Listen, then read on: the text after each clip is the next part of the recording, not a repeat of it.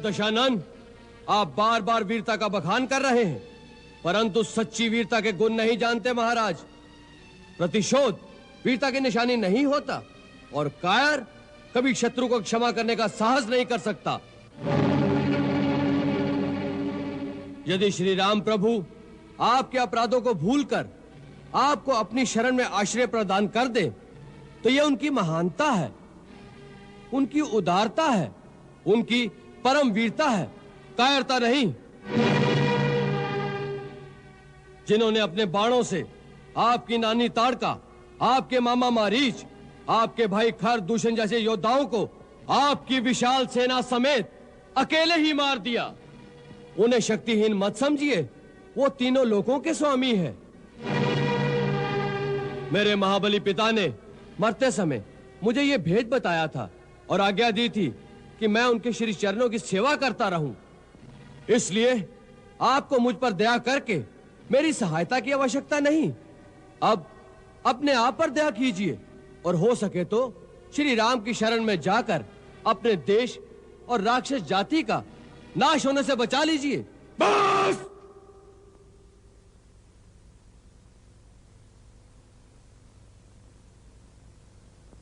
बहुत हो चुका ये प्रलाप।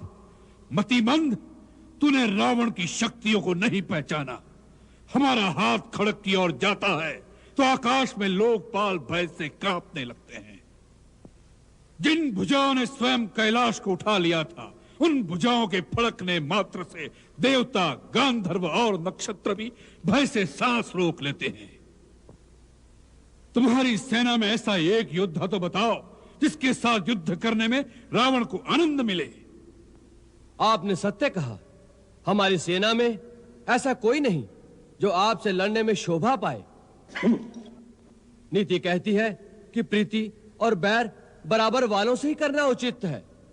आप जैसा पापी, कामी, स्त्री लोलुप जो छुपकर धोखे से पराई स्त्री को चुराता फिरे, ऐसे नीच के साथ युद्ध करके किसकी शोभा बढ़ेगी? सावधान अंगद!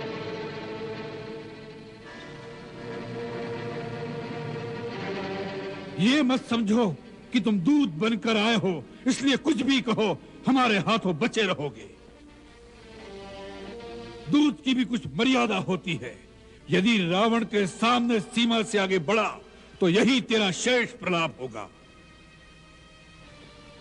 अब आगे, यदि तुझे रावण की सहायता नहीं चाहिए तो उसके क्रोध से डरो। रावण रावण कितनी बार इस नाम को दोहराएंगे महाराज? मैं ये जानना चाहता हूं कि जगत में कितने रावण हैं। मैंने कितने ही रावणों के नाम अपने कानों से सुन रखे हैं। महाराज, इनमें से आप कौन से रावण हैं? एक रावण तो मैंने सुना है कि वो राजा बाली को जीतने पाताल में गया था। वहां बच्चों ने उसे घुड़साल में बांधकर बहुत पीटा था। तब बाली ने ही उसे दया करके छुड़वा दिया। और एक रावण के विषय में मैंने सुना है कि सहस्त्रबाहु ने एक जंतु की भांति कीड़ा समझकर पकड़ लिया था। तब पुलस्त मुनि ने उसे छुड़वा लिया था। एक और रावण की बात कहने में संकोच लगता है, क्योंकि कहते हैं मेरे पिताश्री उसे अपनी काख में दबाकर अपनी पूजा करते रहे।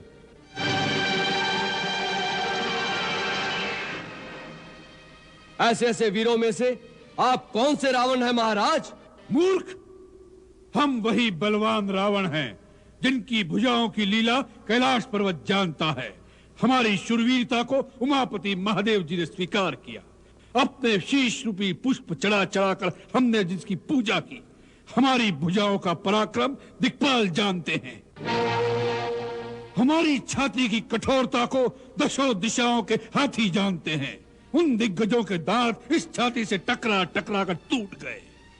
हम वही जग प्रसिद्ध प्रतापी रावण हैं जिसके चलने से पृथ्वी इस प्रकार डोलती है जैसे नाव में कोई हाथी सवार हो जाए।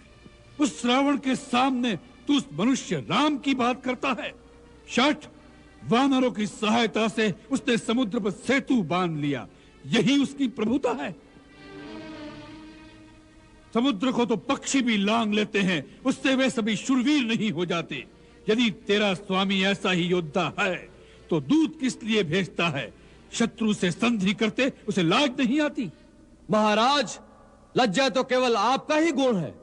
इसी लज्जा के मारे आप बार बार अपने गुण गाते नहीं थकते। हे लंकेश, राम ने डरकर मुझे एक दूत बनाकर संधि करने नहीं भेजा। श्री रघुवीर ने यह सोचकर भेजा है कि सियार को मारने से शेर की शोभा नहीं होती। इस कारण वो तुम पर दया करना चाहते हैं, परंतु तुम दया के पात्र नहीं हो।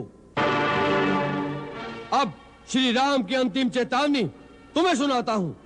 उन्होंने कहा है कि मैं तुम्हारे अपराधों का दंड देने लंका के द्वार पर आ गया हूं। ब्रह्मा के वर के कारण तुम्हें जो अभिमान है, उसके नष्ट होने का अब समय आ गया है। राक्षस अधम, यदि तुम सीता को लेकर मेरी शरण में नहीं आए तो मैं इस पृथ्वी को राक्षसहीन कर दूंगा। जिस बल के भरोसे तुमने छल से सीता का हरण किया है, उस बल को आज युद्ध भूमि में दिखाओ। मैं मंत्री, पुत्र और बंधु बांधुओं सहित तुम्हारा वध करूंगा, क्योंकि तुम्हारे मारे जाने से तीनों लोक निश्चिंत हो जाएंगे। इस रावण रूपी जहाज के डूबने का समय आ गया है। अब भी समय है। जिसे श्री राम की शरण में आना हो वो आ जाए। वानर!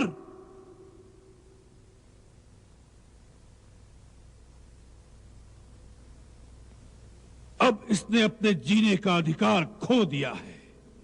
इसी सभा में इसका सिर काटकर इसे रावण की शक्ति का आभास करा दो। आज्ञा का पालन हो।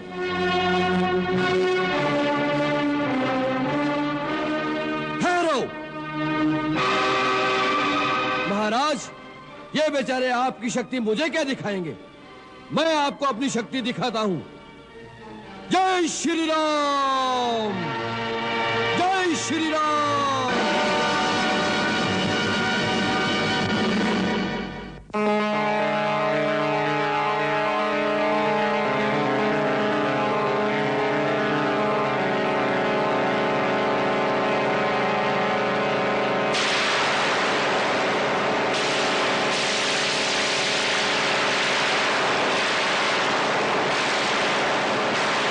हे लंकेश, यदि आपको अपने योद्धाओं की शक्ति पर बड़ा मान है तो मैं श्री राम की ओर से आपके समस्त योद्धाओं को चुनौती देता हूं।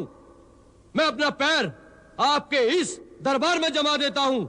यदि आपका कोई योद्धा इस पैर को धरती से उठा सके तो मैं अपने स्वामी की ओर से यह वचन देता हूं कि वो अपनी हार मानकर इस लंका से वापिस चले जाएंगे। जय श्री राम!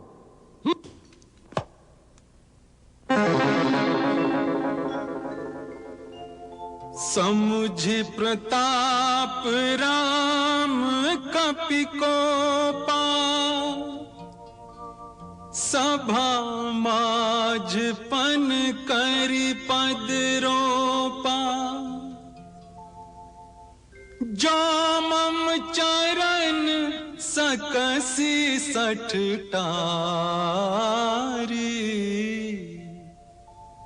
फिरहि राम सीता मैं हारी।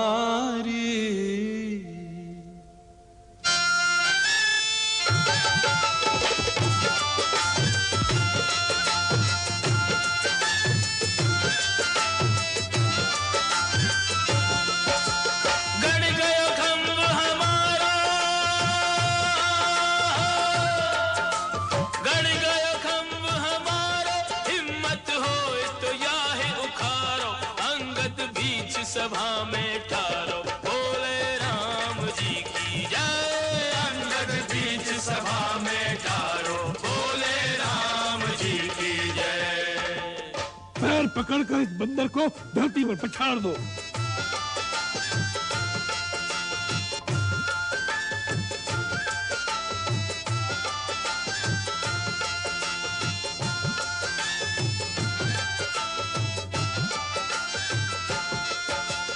एक एक योद्धा आवे,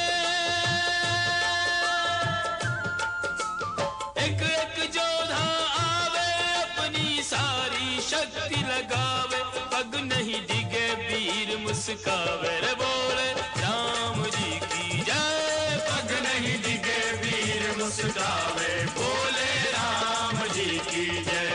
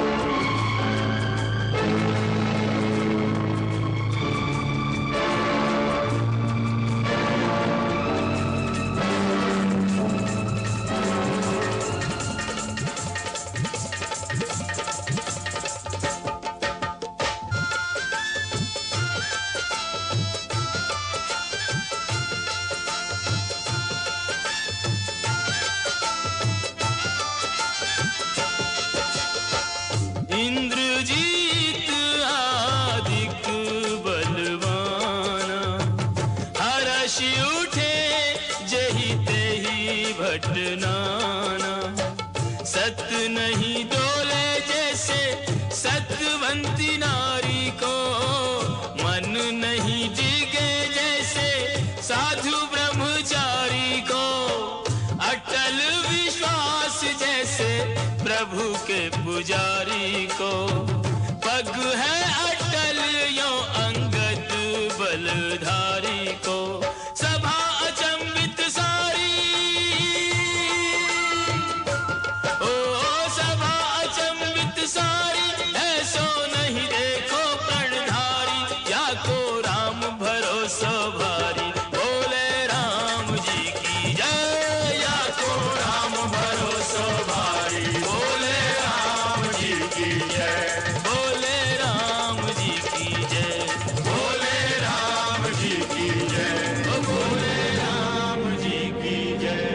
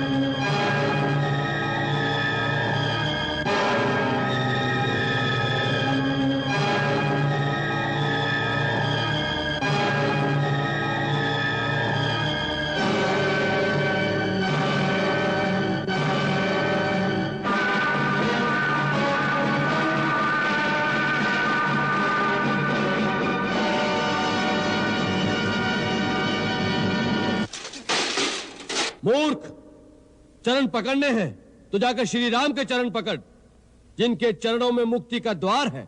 मेरा पैर क्यों पकड़ता है?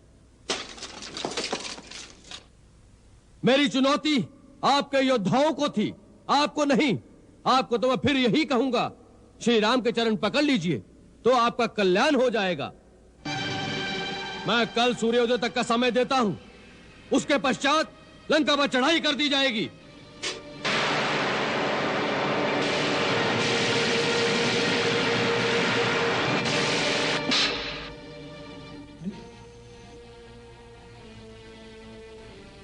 भैया, ये किसका मुकुट है?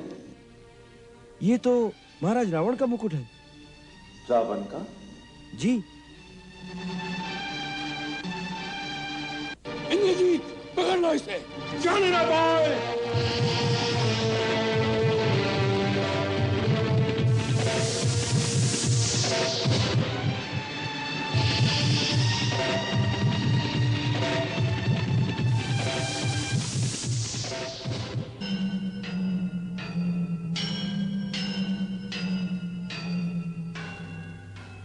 तात, यद्यपि अंगद के शांति प्रस्ताव को तुमने ठुकरा दिया है, फिर भी बात अभी तक तुम्हारे हाथ में है। एक रात में तुम होनी को बदल सकते हो, विप्लव का मुख मोड़ सकते हो। विप्लव? कैसा विप्लव? कहां मच गया विप्लव? जिस रक्तपात की तुम तैयारी कर रहे हो वो विप्लव नहीं तो और क्या है? यह तो वीरों की रण क्रीड़ा है नाना जी। एक युग से असुरों के घर में पड़े अस्त्र शस्त्र जंग खा रहे थे, इसी बहाने उन पर धार रखकर पैने करने का अवसर आ गया है। खर दूषण के साथ एक हाथ से 14 सहस्त्र असुर योद्धा रण की बलि चढ़ गए, उससे तुम्हारी रण पिपासा पूरी नहीं हुई लंकेश। उसी का प्रतिशोध लेने के लिए तो रणचंडी हमारा आवाहन कर रही है। वत्स, इतने विद्वान गुण निधान होकर ये कैसी बचकानी बातें कर रहे हो? तनिक विचार करो। संधि का प्रस्ताव शत्रु पक्ष की ओर से आया है। संधि की शर्त पर विचार नहीं कर रहे नाना जी। सम्मान के साथ सीता लौटा दूं तो उसमें हानि क्या है मेरे लाल? हानि? हानि ही हानि है। आकाश में फहराते रावण के झंडे धज्जियां बनकर धूल में मिल जाएंगे। दशों दिशाएं हमारे नाम पर थूकेगी। दसों दिशाओं के विजेता ने थूक कर चाट लिया। बड़ी अकड़ के साथ सिंह बनकर सीता को उठा लाया था और सियार के समान भयभीत होकर उसे वापस लौटा दिया। इस प्रस्ताव को मानना ही हमारी पराजय है नाना जी। पुत्र, तुम इस सच्चाई से मुंह मोड़कर बैठे हो कि सारा लोकमत राम के साथ है। देवता, नाग, गंधर्व, ऋषि मुनि, यहाँ तक कि जिन ब्रह्मा और शिव शंकर के वरदान पर अभिमान कर रहे हो, वो भी तुम्हारे कार्य को अधर्म मानकर राम की विजय की ही कामना कर रहे हैं। तुम दिग्विजयी हो, परंतु दिगंत में तुम्हारा हित चाहने वाला कोई नहीं है लंकेश। वत्स, भगवान ब्रह्मा ने देव और दानव ये दो ही पक्ष बनाए हैं। देवताओं का बल है धर्म और दानवों का पक्ष अधर्म, परंतु अंत में विजय धर्म की ही होती है। आपने दिग्विजय के लिए सब लोगों में धर्म का नाश किया है और अधर्म को बढ़ाया है। अब वही अधर्म सर्प बनकर हमें डसना चाहता है। उधर ऋषियों और देवताओं का धर्म उनके पक्ष की वृद्धि कर रहा है। यदि यह युद्ध हुआ तो विजय उनकी ही होगी। उन तुच्छ वानर और मानवों की विजय होगी। नाना जी, आपको यह मतिभ्रम कैसे हो गया? जिन्हें तुच्छ वानर समझ रहे हो, उनमें कितने देवताओं के गुप्त अंश हैं, यह आप नहीं जानते। उनकी सेना में श्वेत और ज्योतिर्मुख भगवान सूर्य के पुत्र हैं।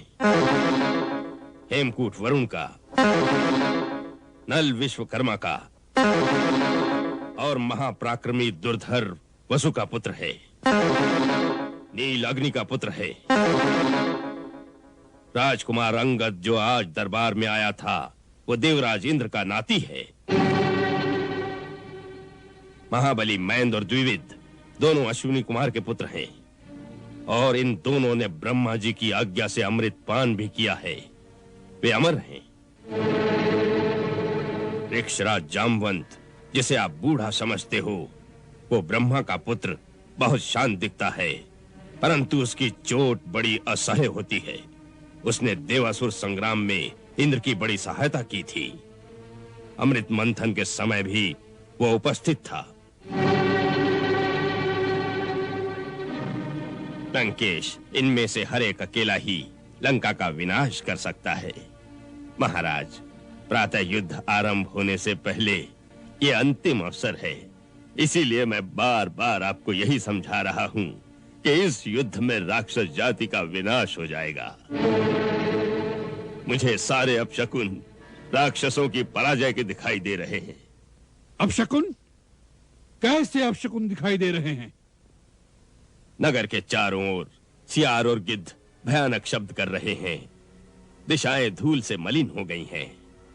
यज्ञ, बलि का हविष्य कुत्ते खा जाते हैं।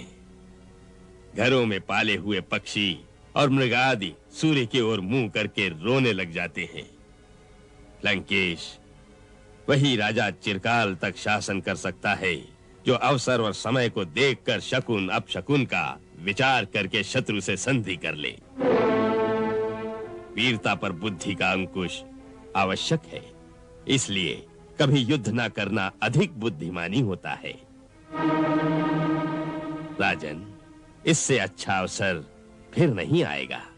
संधि का प्रस्ताव वैरी पक्ष से आया है। इस समय आपका मस्तक ऊंचा है। आपको इसका दूसरा रूप दिखाई नहीं दे रहा नाना जी? हमारी शक्ति से भयभीत होकर शत्रु ने संधि के लिए हाथ बढ़ाया है। यही हमारी विजय का प्रथम लक्षण है। जाइए, निश्चिंत होकर अपने घर में विश्राम कीजिए। राजनीति और रणनीति में सर खपाने की अब आपकी आयु नहीं रही।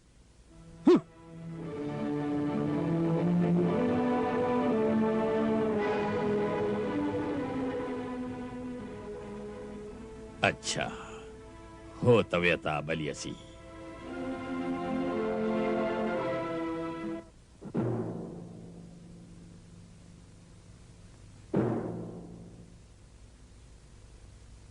दानवराज मैं, हे धर्मपिता, रावण का करबद्ध नमस्कार स्वीकार कीजिए। चिरंजीवी हो, यशस्वी हो तात। हम आपके बहुत आभारी हैं दानवराज। हम तो क्या, लंका का बच्चा बच्चा आपके चमत्कार को नमस्कार करता है। एक जंगली उद्दंड वानर ने संसार की सर्वोत्तम लंका को उजाड़ दिया। आपने लंका को पूर्ववत सुसज्जित कर दिया, मानो आग की लपटों में तपकर सोने की लंका और चमक उठी हो।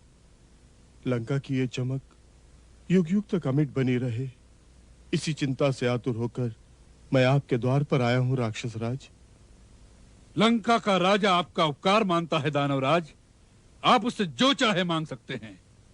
इस समय दानवराज मैं नहीं, एक पुत्री का पिता अपने जामाता के द्वार पर कुछ मांगने आया है। पुत्री का पिता, कन्यादान दाता, पुत्री के द्वार पर कभी कुछ मांगने नहीं जाता, वो सदा देता ही रहता है। यही युग युग की रीति है। पुत्री के कल्याण की कामना, बेटी के सुख सौभाग्य की रक्षा करने का तो हर पिता को सदा अधिकार है लंकेश्वर। उससे वो कभी मुक्त नहीं हो सकता। लंकेश्वर की महारानी की चिंता से आप उसी दिन मुक्त हो गए थे जिस दिन से हमारी भार्या के रूप में उसका भाग्य आपने हमारे साथ बांध दिया था। अब उसके कल्याण की कामना करना आपका काम नहीं, ये हमारा कर्तव्य है।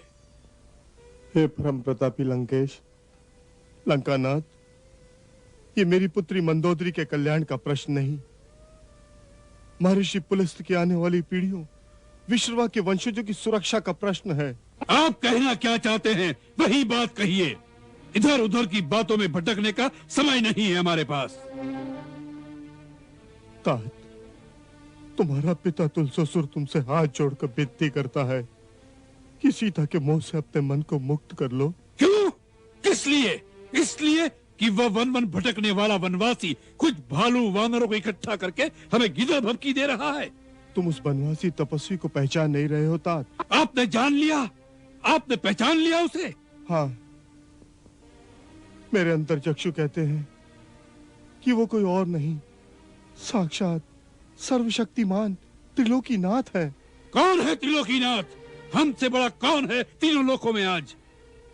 तात, तुम तो त्रिलोक विजेता हो, वो तो त्रिलोक रचयिता है, साक्षात विष्णु का अवतार है। अवतार है, विष्णु का अवतार है। दानवेश्वर, लगता है आप हमारी मान्यता को मिटाने की ठान कर आए हैं। जिस अखिलेश्वर का अवतार मान आप हमें उसके सन्मुख झुकाने आए हैं, स्वयं उस साक्षात वैकुंठेश्वर विष्णु के सामने भी हम नहीं झुके। उसके सुदर्शन चक्र का प्रहार हमें तिल भर भी झुका नहीं सका, तो उसका अवतार हमारे लिए किस गिनती में है? ये न भूलिएगा दानवराज कि लंकेश दशानन का शीश कट सकता है, झुक नहीं सकता, और दशानन का शीश झुकाने वाला पृथ्वी पर भी पैदा नहीं हुआ।